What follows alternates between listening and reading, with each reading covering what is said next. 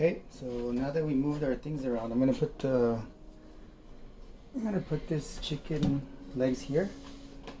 I'm gonna put the colander as close to center as I can. Oh, right there's fine actually.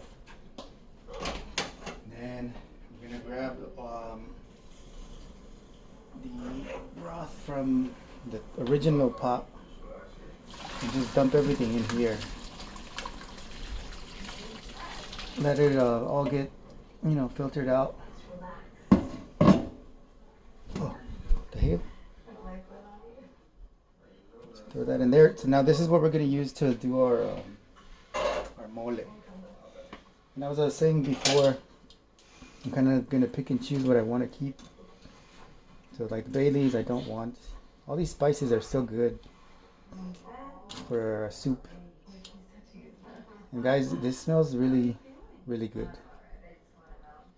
So yeah, if you wanted to, you could put this. No, I wouldn't recommend adding this to your mole because the mole is already gonna have a strong taste. So just having the chicken separate is good enough.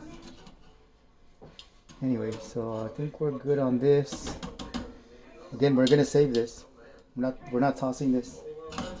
But here is our final chicken legs and broth.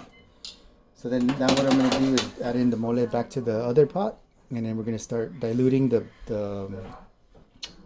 mole, which is in a paste, with the juices from this until we get a nice consistency, and then ready to eat.